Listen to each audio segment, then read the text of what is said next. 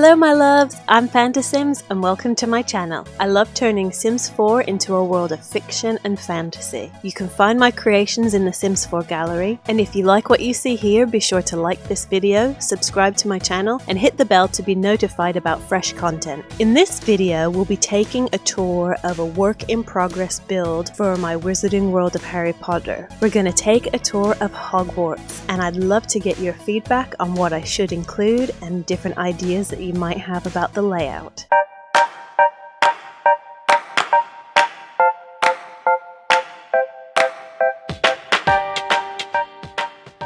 I've had many requests from you guys about touring some of my work in progress builds because I have this problem of creating a million different builds and never actually finishing them. I'm currently working on creating all 8 wizarding schools from the Wizarding World of Harry Potter. There's 11 top schools, but only 8 of them have been disclosed by J.K. Rowling. So today we're going to take a tour through my Hogwarts build and what I've done so far. Okay, now the main location that I'm using is Windenburg because it just looks a lot more European than the other worlds, and I've got my Hogwarts here on the island because that kind of has that northern Scotland feel to it. Over here I will be creating the Quidditch pitch. We've got Hogsmeade in progress over here. Here I will be creating the Shrieking Shack. I'm not really sure what to put here, and then here I'll be making a separate build with Hagrid's hut because I've got a smaller version in my Hogwarts school, but I want to build a more scaled version off to the side. And then over here we have Diagon Alley and Nocturne Alley.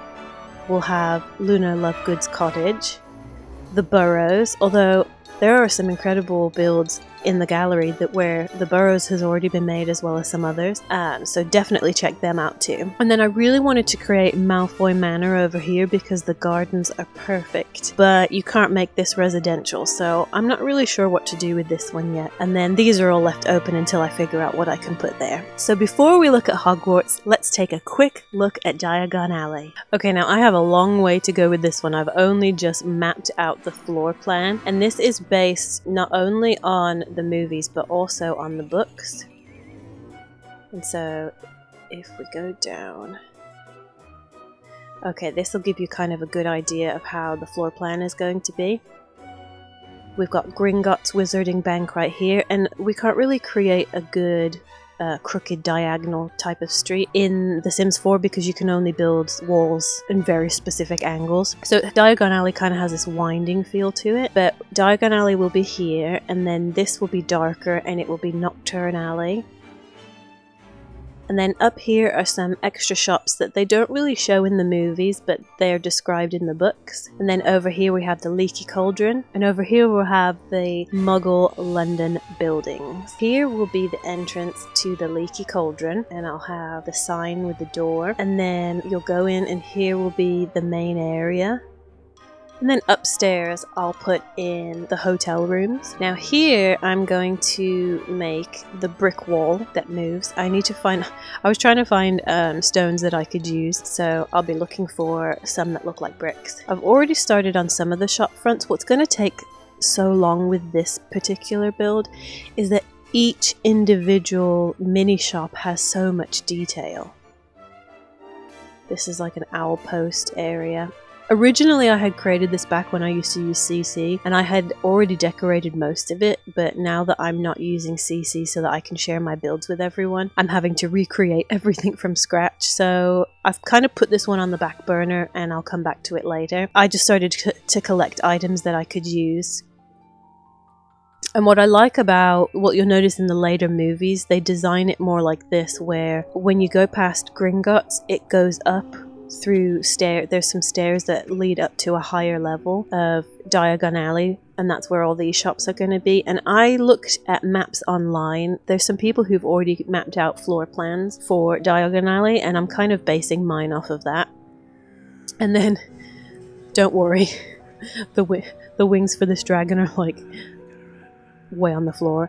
And I've already actually created a dragon that's available in my gallery from another wizarding school that I used it for. So I'll be creating a different one for Gringotts, and it's not going to look like this. I just put the objects there to get a feel for what I wanted it to look like. And then underneath I will be creating the vaults, which I haven't started yet. I've just started putting a couple rocks, but I'm going to make all the underground vaults. And that's basically all I have so far for Diagon Alley, so let's hop on over to Hogwarts. So my original Hogwarts was a bit smaller than this, but I was able to really fit it in a lot better, but I just couldn't fit any of the classrooms inside, so I turned that into a Tudor castle version that you can actually download in my gallery.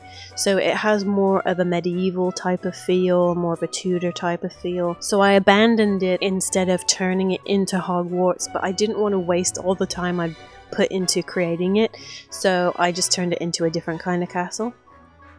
And then I made it slightly bigger for this version so that I can fit in all the classrooms. And now that we can create different foundation heights, I wanted to make the tower a lot taller. So I don't know if I'm going to keep the dragon there. I'll probably get rid of it. It's a bit too big anyway, but we shall see. Also, I got a little carried away with the rocks.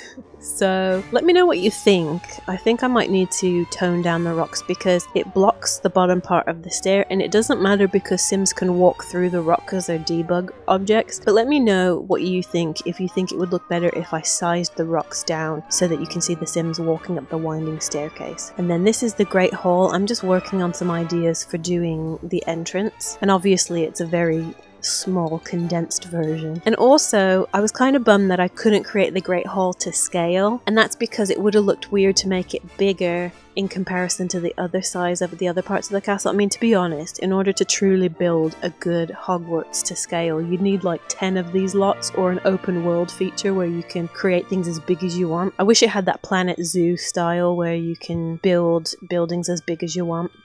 And so this is going to be where the Great Hall is. So I don't know if I can really fit 4 rows of tables. We shall see. And then I was trying to play around with the windows to try and make it look as much like the movie version as possible. But having said that, if you go to, it's not Pottermore anymore, I can't remember what it's called now, I don't know whether it's just Wizarding World, but the newer website that J.K. Rowling has published, she has some different illustrations of the castle that look really higgledy-piggledy, like it's falling apart, and it's not as solid looking as in the movies. It helps give you the freedom to know that you can create your own version of what you think Hogwarts should look like based on the books, and it doesn't have to be tied too much to the movies. But I did try to get it to look as much like the movies as possible. So this is the bridge over to the school. Now in the later movies, because of the battle at Hogwarts, the bridge was actually changed. They extended the courtyard and the bridge actually sticks out this way. But I prefer the original design where it's on the angle and then it leads into the school that way. And then originally I had moved over the astronomy tower to the corner because I'd already created a basement where the potions classroom is going to be, and if you already have a basement and you try to build a tower and elevate it, it won't let you lift the foundation. So I started to rebuild the astronomy tower over here. I don't know what I like more. This is more accurate to the movies, but I kind of like this one in the corner like that. So let me know what you think. If you think I should relocate it here or leave it in the corner like that. And then currently these bridges right here were my idea of what I can put underneath a room that I will be adding to this part of the tower, and that's supposed to be the hospital wing right here. And then we have the clock tower courtyard. You can see some flickering, I need to fix that. And then the bridge that takes you out to Hogsmeade and the back of the school. The bridge that I created in my Tudor Hogwarts version is so cool, but I can't build it here because I ran out of room because I made this bigger than my original version. So I'm coming up with creative ways that I can try and extend the bridge beyond the boundary of the lot and still have it be part of the lot.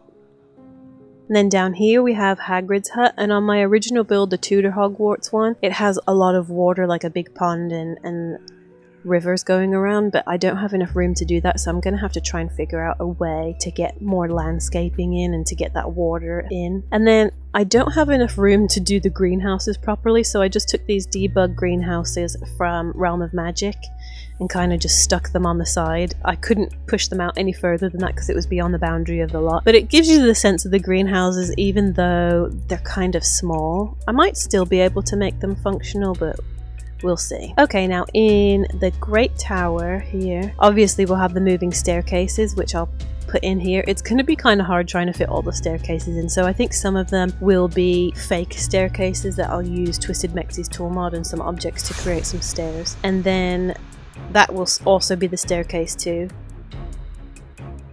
And then I'll have some of the dorm rooms with the beds. Then over here, originally I had started to turn these into common rooms.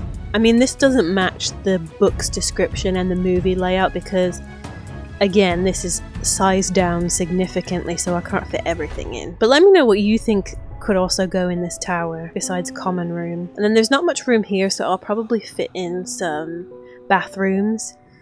And in the movies, I think the Chamber of Secrets, the entrance to the Chamber of Secrets, that bathroom is somewhere over here. I could be wrong. So I'm going to have to relocate it somewhere. I'm not sure where yet. But I have started to recreate the first movie, the Philosopher's Stone or Sorcerer's Stone.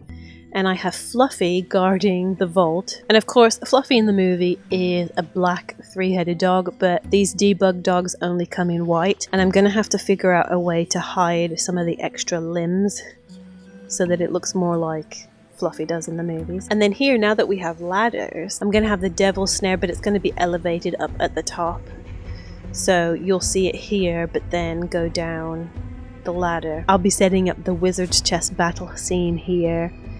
I'm still trying to figure out where I'm going to put everything, but I want to include all of those moments from each of the movies, especially with all the underground chambers and stuff.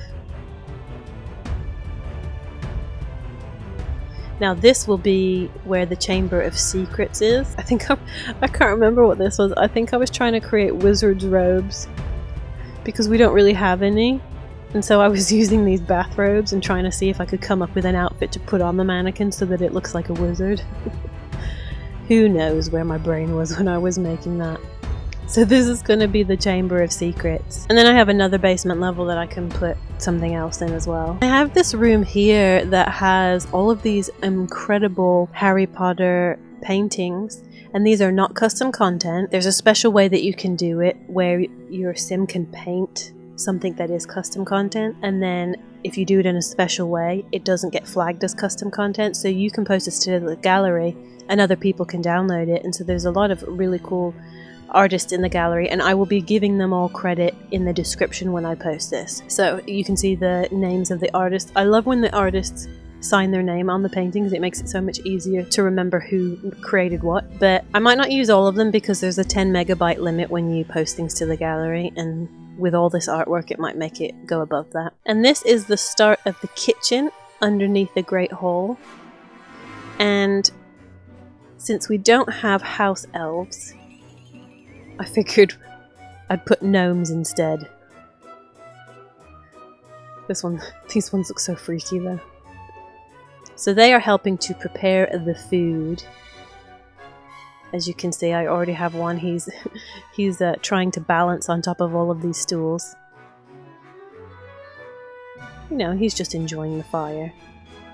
I just wanted to give it that kind of cheeky, cute feel to it, you know, because Harry Potter is supposed to be fun. I don't want the castle to seem all dark. I want it to have that childlike wonder that, you know, that feel you get from the first movie. And then here I'll have to create some of the classrooms. Not much fits inside of this school building. But we have Professor Flitwick's class. I think I was thinking of turning these into like a Patronus, like having mannequins representing students in the school, and then having a Patronus above their head or something that they've conjured up. Because this is Charm's class. It's very dim at the moment because I haven't put the lighting in, but I was trying to recreate it based on how it looks in the movie. So I've got this statue that it's a fisherman that I'm pretending is Professor Flitwick, and he's standing on his stack of books, and I've got his little wand there. And then the other classrooms will have to be kind of small because there's not much room, so there'll probably just be like one activity that they can do in those rooms. Feel free to suggest anything that you think would look good there. And then as you go into the dungeons, then I have Professor Snape's potions class. I'm in the process of putting all these potions places. Now, originally in the movie they have shelves of potions, but I really like the way that these bookshelves looked. So I'm thinking I do want to make it look as much like the movie as possible, so I'll probably replace these. Because it has a vaulted ceiling and we don't have vaulted ceilings, I try to create that feel with these wooden beams instead, so it has that sense of a castle basement. And then these are all the stations that the students work at. But again, if I do the astronomy tower right above it, I will have to move Snape's classroom, which is fine. I can find a place off to the side. Or I could even, because if I remove the astronomy tower from over here, I can do like a walkway to that side, and then we can put Snape's potions room over there. And then I might put a couple classrooms down here too. So this is basically it. This is what I've got done so far. Feel free to leave feedback, let me know what you think I should include, share any ideas that you come up with, because ultimately I love making creations that you guys can enjoy and play with, because to be honest, I don't really play the game very much. I spend all my time building, so it's nice to hear back from you guys what you think would work really well in a build like this. And hopefully I will get it done soon enough that we can enjoy it. Thanks for taking this tour with me around my work in progress Hogwarts. Feel free to let me know what you think. Please leave a thumbs up if you like the video. Leave a comment and let me know if there's any specific content you want me to create. And subscribe if you want to see more content like this. Thank you for your wonderful support. Love ya!